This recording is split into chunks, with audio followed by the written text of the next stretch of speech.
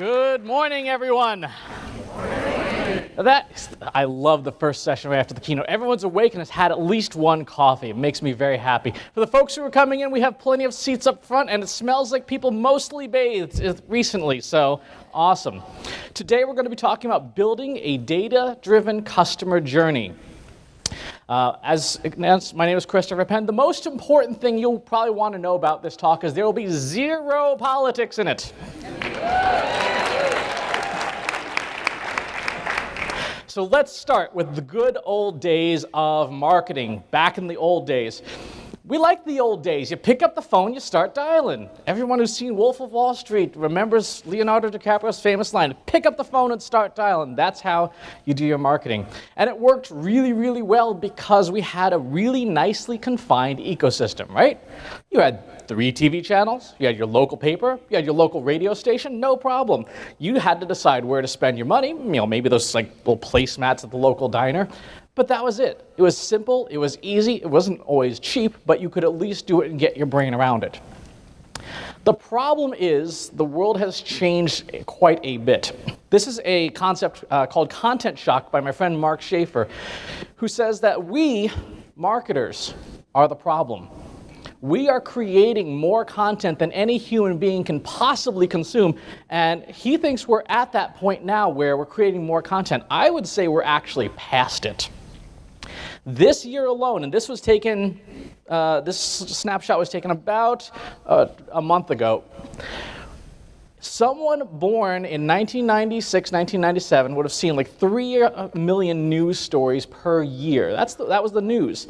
Thanks to the internet, thanks to mobile, thanks to the mass content economy, we are on target to hit almost 73 million news stories this year. That's a lot of content. If you've ever worked in public relations, if you've ever worked in content marketing, if you've ever tried to pitch a story, the problem is even if you get a hit, you are one hit in 73 million. The chances of anyone noticing are pretty small. And here's the even worse news. It's going to get much, much worse. How many people, just a show of hands, have either followed minor league baseball or fantasy football? Okay, a decent number of the room. You are not reading anything human-generated anymore. All minor league baseball, all fantasy football reports about how your team did are now generated by artificial intelligence, by machines. It's great coverage, you get the story you want, but think now about how fast that content curve is going to go up because humans, us, aren't needed anymore. There's a service out on the web that advertises 1,000 mediocre blog posts for only $250. You as a marketer can go out and buy 1,000 quality machine-generated blog posts for $250. How many of you spend more than that on your coffee budget? Like we certainly do, right? So you can have infinite amounts of content. This is the Internet Minute. This is from Accelicom and Domo. 69,000 hours of Netflix watched every 60 seconds. 972,000 swipes on Tinder, no indication whether it's left or right. 347,000 tweets, more so if you're at inbound. This is what's happening. This is where our people, our customers, are investing their time. And this is going up and up and up. In your pocket or in your hand, a number of you in your hand, are holding not only a slot machine, but the biggest distraction to our marketing. So we as marketers want to push stuff out there. Are you better than Orange is the New Black? Are you better than Luke Cage? If the answer is no, all a consumer has to do is change apps and do something else. There's 1.5 million apps in each app store as of last summer. Right? There's 1.5 million other choices besides our marketing. From an analytics perspective, dark social. How many people, I ask you to raise your hands and keep them up. How many people use WhatsApp? Okay. WeChat. Keep your hands up. Line, Tango, Facebook Messenger, Snapchat. Look around briefly. Take a look around. This is the entire room. All the apps that I've just mentioned are called dark social. There are no analytics. There will eventually be, because these companies have to make money and they have to prove that they're making money. But for right now, there's no analytics. We don't know. You don't know if your blog post or your service or your product has been recommended to a friend on Facebook Messenger. You can't see it. When someone clicks on a link that's shared in Facebook Messenger, it'll just show up as, actually Facebook will just, but like WhatsApp will just show up as direct traffic. You'll get nothing. So our ability to understand the content that we put out there in the masses continues to decline. We cannot win on volume. We cannot just throw stuff out there, try to measure it as best we can, and hope that it resonates. So what's the impact of this? What's going to happen to us, the marketers? This is from the CMO survey, done twice a year by Duke University and the AMA. In the next 12 months, CMOs believe that there's going to be more intense rivalry for customers, more competitor price cutting, more competitor innovation, emergence of new competitors, domestic and global. These are the priorities. This is what has your CMO and your CEO's hair on fire, particularly numbers 1 and 2. All of this content marketing means that we are now trying not only to catch business and dollars and revenue, we are struggling to capture even basic people's attention. If I can get your attention for more than 3 seconds. Second impact, what are CMOs going to spend on? Across the board, just trying to do the marketing, very little being invested in research, very little being invested in training, very little being invested in sales. So on the one hand, your CMO, or if you are the CMO, your CEO is saying, hey, I need you to do more with less. And on the other hand, it's saying, here's the less, the stuff that's really important, like training, like learning, like selling, like analytics. So we have to become more efficient in our marketing.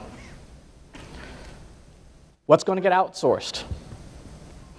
Across the board, not a whole lot. If you work at an agency, if you work at a marketing company, this is not great news for us. About the only sector that's showing significant growth is consumer services. If you work in energy, if you work in manufacturing and mining, I'm sorry. And what are CMOs going to spend their money on in the next 12 months? On this side, where's the gap in the organization? On this side, what are they going to spend money for? They're going to spend money on digital marketing capabilities, which is why we're all here, thank goodness. But everything else kind of will take a back seat to that. The impact of all of this environment, this content everywhere, these channels everywhere, these lack of analytics, is that we have very unfocused marketing. We are literally leaving money on the table. And the impact of that is that we burn out our staff, we burn out ourselves. I think the CMO has something like a 16 to 18 month shelf life. Right? That's actually about, by the way, the same amount of shelf life you get out of an intern or a junior level person. That's how fast the industry is changing. So how do we fix this? There was 3, now there's 5. We need to become data-driven, and we'll talk about that.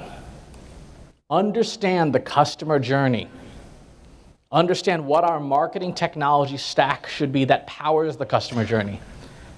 How we will assign dollar amount goals to our marketing so we understand the value of each step in the journey, and then map the journey. That's what we're going to do today. What does it mean to be data-driven? To be data-driven means you make decisions with data first. Not intellect, not intuition, not experience, not instinct, not your gut. Use data to make decisions. Question. Which direction do you go when you travel from Reno to San Diego? Anyone want to just shout out an answer or two? No, from Reno to San Diego. So some people said north, west, south, south, southwest. Show of hands, southwest. Okay, you're all wrong. Here's why. Reno's further west. You're actually going southeast when you go to San Diego. So your intuition, you think, well, Nevada's here, California's here, going this way. Your intuition misled you. This is an example that I saw from Tamsin Webster, who does an excellent talk on intuition-based thinking. If you run your company by intuition, this is probably what a trip from Boston to San Diego will look like. This is fun. This is a great road trip. It's 11,000 miles. It's like $800 in gasoline. It'll take you 11 weeks to get there. But if you have to get from point A to point B, use the data. Use data to guide your decisions, to most efficiently get from point A to point B. Note, by the way, just because it's data-driven doesn't mean that we still are not in charge of our goals, right? You still have to check to put the destination into your GPS. Your GPS does not automatically start driving you, thank goodness. So what does it mean to be a data-driven company? How do you change your marketing organization to be data-driven? It's a 5-step journey, which can take years, depending on your organizational culture. In the beginning, your company is data resistant. We know there's this thing called data, but we're going to do things the way we've always done it. Have you ever heard that in your company, in a meeting? We're going to do things the way we've always done it. We know our customers best. After a few quarters of declining results, people become data aware. We become data curious. What is this stuff?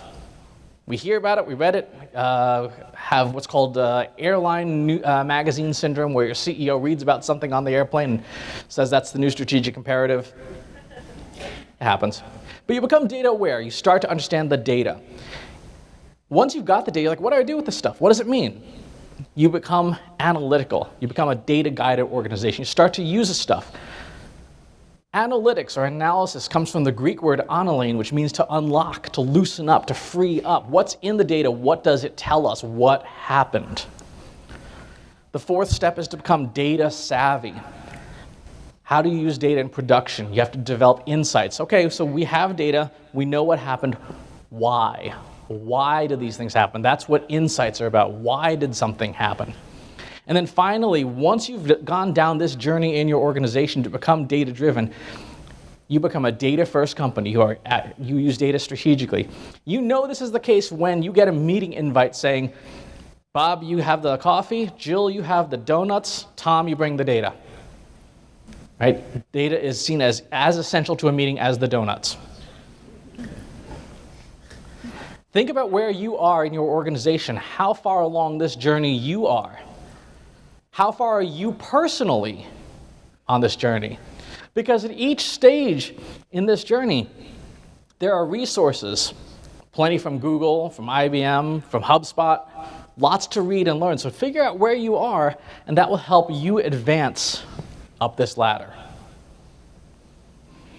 Most important, understand how data works.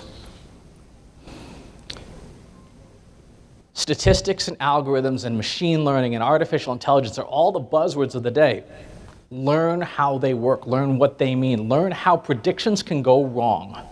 Learn how your analytics can mislead you and have you spend money in places you shouldn't be. You will need to take probably a dust off a Stats for Dummies book from the local library, but it's worth your time to do so. Second, we need to understand what the customer journey is. In the old day, we had the funnel. Funnels were awesome. Funnels were awesome because they were simple. We understand. You put something in the top, something comes out in the bottom. They're still useful at things like frat parties for beer up top, person at bottom. But the problem is that's not how people buy, unless it literally is a transactional purchase in the moment. If you've ever taken your 3-year-old or your little kid to a grocery store and there's candy on the end wrap, they say, I want that. Okay, that's a transactional, very simple, easy funnel. Toddler, candy, purchase. Everything beyond that is path-based. How many of you have been in a shopping mall or retail store in the last 30 days? Okay, nice to see you all still get out. How many of you seen someone in the store on their phone comparison shopping? For those of you who use marketing automation software like HubSpot software, is that person an audience member, a prospect, a lead? Are they an opportunity? Are they a closed-won deal? What are they? Because the way people buy, they could be multiple things at that journey at the same time. They could be, if you're the store owner, they could be your prospect, but they could be Amazon's opportunity. People can occupy multiple points in the journey at the same time. We as marketers are like, no, just stay on the prescribed path that we have set up in our marketing automation software. It works so well. And our customers say no. So we have to accept that funnels are for marketers. They're for our convenience at the expense of our customers, to try and force them down a path. Journeys are for customers at the expense of us, the marketers. Now, that's not to say that funnels have no place. There is still a logic and a sound reason to have an operational funnel in your marketing organization, because everybody can't do everything all the time. Someone has to be in charge of email. Somebody has to be in charge of Twitter. Somebody has to be in charge of analytics. That's okay, but we can't expect and ask our customers to do that. What does a journey look like? This is one example from McKinsey, showcasing people becoming aware of you with a trigger, considering, actively evaluating you and a whole bunch of other people making a purchase, and then that post-purchase experience, which can either trigger new considerations or loyalty. Again, remember, people can occupy and move around on this. If someone has a bad post-purchase experience, they may be a trigger for somebody else. These are the stages of the customer journey, and there's two of them. There's the buyer's journey, which is a lot of what we are concerned about. If you are in marketing, if you are using marketing automation software, you are focused on the buyer's journey. How do people go from high to buy? However, the second half of the journey is just as important, the owner's journey. What kind of experience do you provide your customers that make them either evaluate you again for a new purchase or become an evangelist, become your unpaid marketing department? So that's the difference between a funnel and a journey. A journey is nonlinear. A journey occupies a bunch of different places at different times, and we have to be there for their customers where they want to be. The third solution to dealing with this marketing madness is to understand our marketing technology stack. There was an event earlier this year called MarTech that is the Marketing Technology Conference, and 41 different companies submitted their marketing technology stacks. And we see, companies like HubSpot are in here. But when I saw this, I said, what the hell are you doing? I don't understand any of this in terms of what the strategy is. Why is your CRM over here? Why is your intelligence over here? What's all this over here? Why isn't, if you're a HubSpot customer, shouldn't HubSpot be in there too? Companies are just throwing stuff up on slides, hoping it makes sense. Here's another one. This one just baffled me. I don't know what they're doing either. It's like, okay, there's spokes and hubs and arrows going every direction. What are these companies doing wrong? What they're doing wrong is they're putting the tools first. Now, don't get me wrong, all of these tools, Satisfaction, SimilarWeb, HubSpot, they all have their place and they are all appropriate tools. They're like utensils in your kitchen drawer, right? You got a spatula, you got a knife, you got a spoon. But there's no context here. This is saying throw all the utensils at the problem and see what happens. Tools are not first. What comes first is the customer journey. What are we trying to do at each stage in this journey, and then what tools fit into it? So when you embark on your own audit of your marketing technology stack, this is how to do it properly. Why are we doing X, Y, or Z? Why are we moving to inbound marketing? Why are we doing mobile marketing? Why are we running syndication ads? What's the point? What's the goal? Second question, who should be in charge of things? Who owns stuff? How many of you have a marketing governance council or a marketing governance unit in your company? It's like no hands up at all. That should be a warning sign to every single person in the room. If there's no one saying who's in charge and what are we supposed to be doing, then you're just going to throw tools at the problem and spend a lot of money for no reason. Why? Who? What should we be doing? What's the process? What does our buyer's journey look like? What does our owner's journey look like? Only then do you talk about the technology. How do we achieve those things? When we achieve them, and measure it. This is how to properly configure your marketing technology stack to support customer journeys, to support effective targeted marketing. If you have nothing else, at least there's Google. Right? If you have no money, if you're an independent consultant, at the very least, Google provides some of the technology like analytics and Optimize and stuff. Obviously, we're at Inbound, so I would assume a fair number of you, if not most of you, also use HubSpot. The two tools together, Google's ecosystem and HubSpot, give you the ability to manage most, if not all, of the buyer's journey and a fair amount of the owner's journey. Fourth step, how do you value your goals? Out of curiosity, how many people here use Google Analytics? Raise your hands. Leave your hands in the air. How many of you have goals set up in your Google Analytics install? Okay, about a third of the hands went down. Okay, how many of you have a dollar amount assigned to those goals?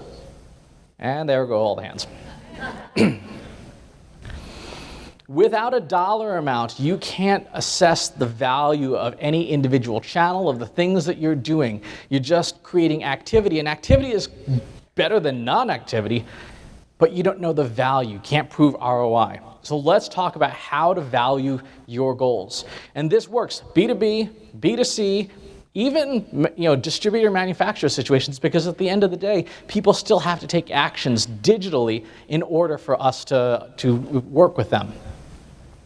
So let's start with the first two numbers that every CMO loves, customer lifetime value and customer acquisition cost.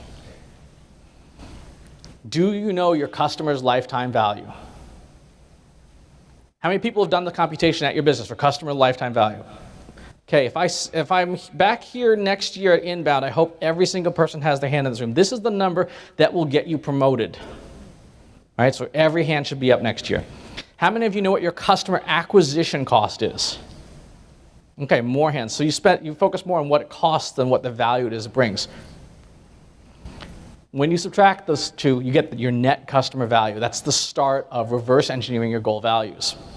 So let's say my value, a lifetime value customer is $100,000. That's their total value, and it costs me $10,000 to acquire them. My net customer value is $90,000. Next, my net customer value times my sales closing rate. How many people know what your organization's sales closing rate is, whether you're retail, B2B, anything? Okay, this is more homework for you. What's your closing rate? How efficient are you at taking deals of any kind, right? A mortgage, a property, a college education, and figuring out what percentage close. You can get your net deal value that way. If you are using the HubSpot CRM product, that's going to help. That's going to help you get more information about the value of those deals. So if I have a $90,000 net customer value and my salespeople close 1 out of 4 deals, my net deal value is $22,500. So we have a deal. What's our deal closing rate? We as marketers are responsible really for 2 things: generating demand, generating leads. They're not the same thing, by the way. But we're responsible for generating demand and generating leads. So if we can figure out what the value of a sales qualified lead is based on our deal value, we can start to get to what a sales qualified lead's value is. And again, if you're using HubSpot software, this is the point where it's going to make the jump from the regular application to CRM. But you can start to assign a value to that. So again, if I have a net deal value of $22,500 and I can convert 75% of my sales qualified leads, my value of a sales qualified lead is $16,875. What's my qualification rate for marketing qualified leads? Sales qualified lead times qualification rate. How many marketing qualified leads that filled out the form, that downloaded the ebook, that did all the things that we want to, that picked up the phone and said, I'd like to send you an RFP, I'd like to send you an RFI, I'd like to hire somebody, can I have a demo? So if I have a sales qualified lead value of $16,875 and 1 out of 4 leads are qualified, that's the qualified value that's the value of a marketing qualified lead. Remember from Glenn Ross, when Jack Lemmon's character says, the leads are weak, this is what he's talking about. Alec Baldwin, who'll be here on Friday, famously then said, the leads are weak, you're weak. Finally, What's your prospect qualification rate? How the people who are on your email list, the people who have kind of raised their hands but not really, what's that rate? That gives you your prospect value. Whoops. So 4219 times a 1% qualification rate. So if you have 100,000 contacts in your HubSpot CRM and only 1,000 of them are actually marketing qualified leads, the rest are college students and future employees and stuff, you put that in there. This number, the $42 per prospect value, this is what would go into your Google Analytics as the goal value for a new prospect. So every time someone signs up for your newsletter, you would have, say, that was worth $42. Every time somebody registers for a webinar, $42. Every time someone gives you their card at a trade show or conference, $42. Please don't actually send them email. It's really rude. But that's the value. You can do this for every line of business you have. Right? So, and you can do this from different marketing activities. So maybe prospect, your email list is different than your webinar list. Maybe your promo list or your coupon list is different. They behave differently. So you can repeat this whole process, top to bottom, for the different lines of your business. You must do this. Your web analytics depend upon it, and your ability to prove value with HubSpot software depends upon it as well. Do these calculations.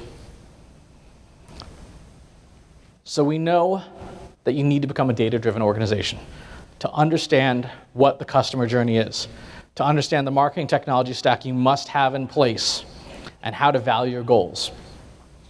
We can now map the customer journey itself. Again, just to show of hands, how many people use Google Analytics?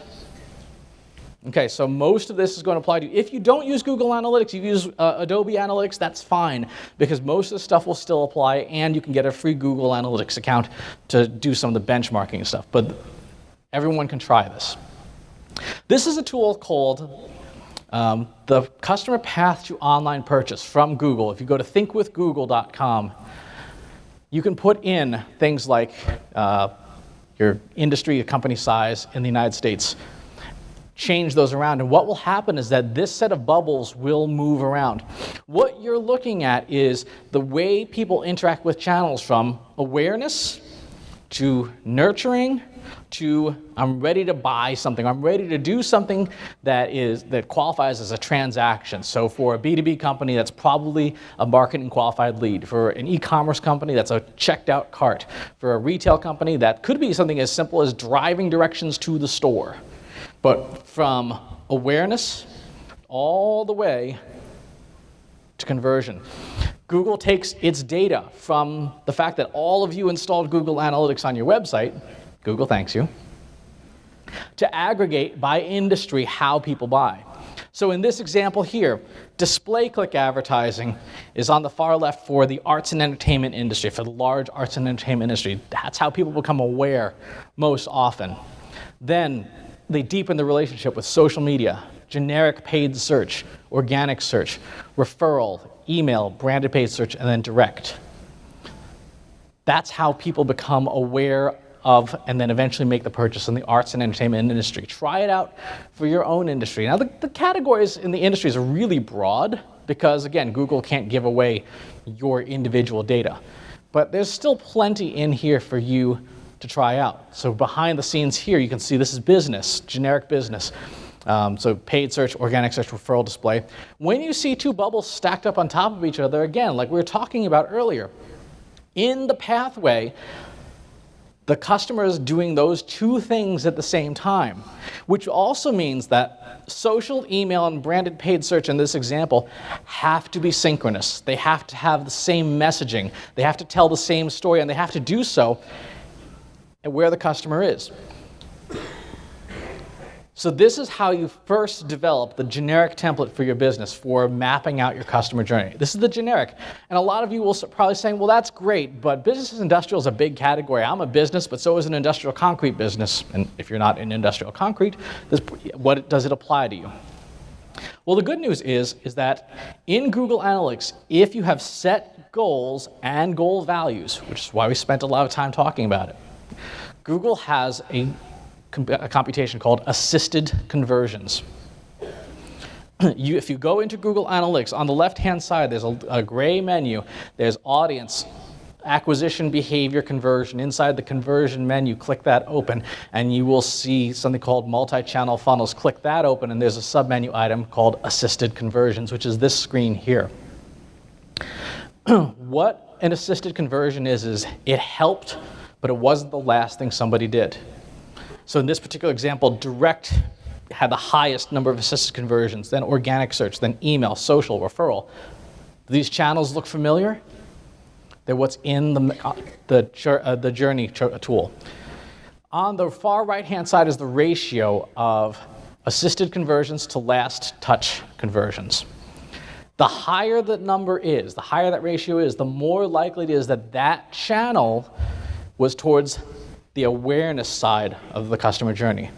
The closer that number is to 0, the more likely it is that it is on the far right-hand side. It was the closest thing somebody did to a conversion. So when you look at this data, if you were to put it into a visualization tool like Tableau or Watson Analytics, you could actually plot out your customer journey, yours, from your analytics, not the generic tool, and then look at how it maps out.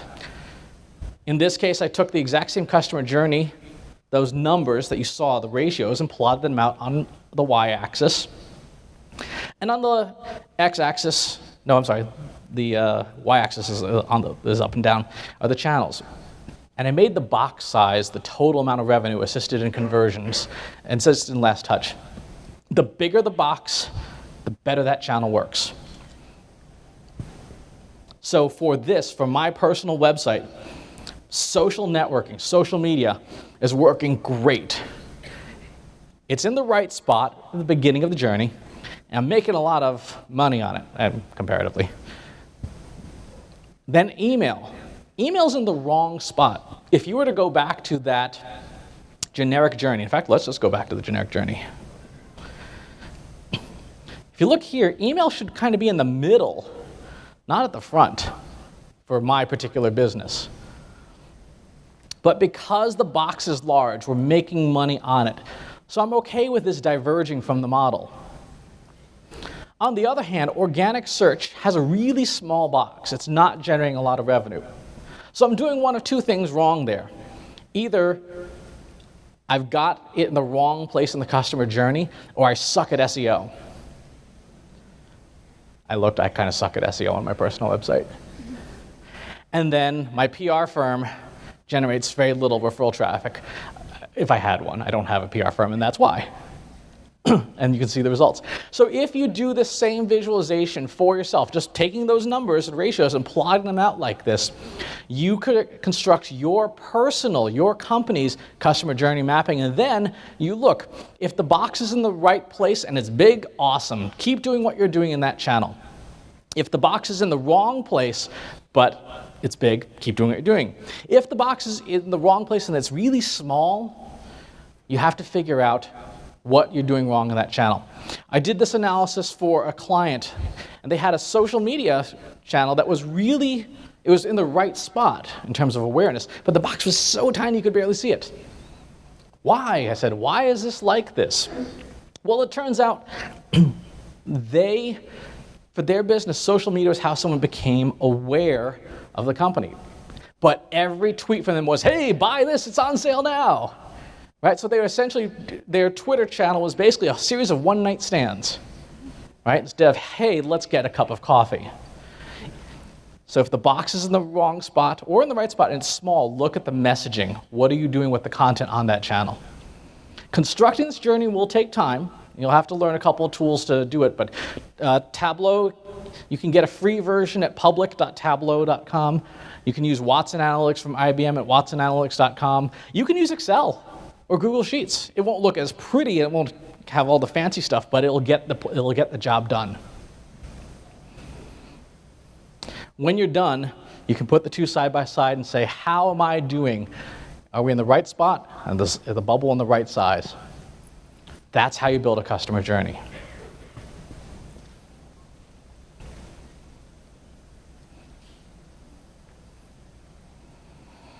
So how do we get to this future?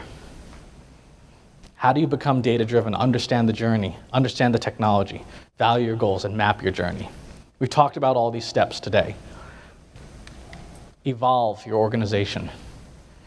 Get into people's heads, particularly your CEOs and your stakeholders in the C-suite, that journeys are for the customer, and if you're serving the customer well, you have to move over to that structure.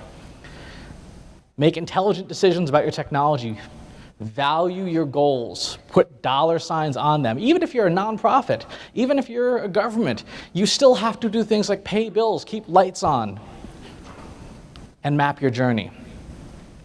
You're going to need 3 kinds of people to make the final leap to becoming a data-driven strategic company. The first is you're going to need is developers. This is Microsoft's former CEO Steve Ballmer famously sweating profusely and screaming developers at a crowd. But the point is valid. You will need developers because if you think back to the beginning of the talk, we have so much content on so many channels and so many tools. HubSpot software is a terrific software, but it doesn't plug into everything, so you're going to need developers to help bring data in and out of the system. And you'll need other tools to kind of manage data in and out. The second kind of person you're going to need are data scientists, real, honest scientists who can help you look at the data you've collected. Because those developers will do a great job of pooling all your data and putting it on the kitchen table. And you're like, well, that's awesome. What do I do with it all? How do I make sense of it? Once you get beyond 5 or 6 or 7 different channels or data sources, you're going to need someone's help to actually figure out what's in the pile of stuff. And the third type of person you're going to need are marketing technologists, people who can think in marketing and creative and understanding all the stuff that we as marketers love to do in content, but also be analytical, to be able to think on both sides of the brain. Think in System 1 and System 2. Pick your model, but you're going to need these types of people in your organization so that you can reap the value of what the developers bring in, what the data scientists analyze, the marketing technologists then have to take and do stuff with.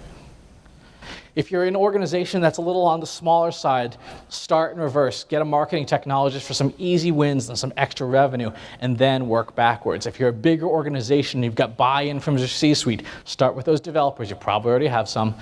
Get some data science, and then get your marketing technologists to help you put this together. You will need to refresh your customer journey frequently. Once a quarter. Once a quarter, you're going to need to rerun this analysis. But this is the future. This is the future of marketing for us, because we're going to face an onslaught of artificial intelligence and machine-generated stuff. We have to be focused. We have to use data intelligently. We have to set ourselves up for success so that when the machines come along, we are working with them and not against them, because they will win if we don't work with them. And that future will be here sooner than you think. Thank you very much.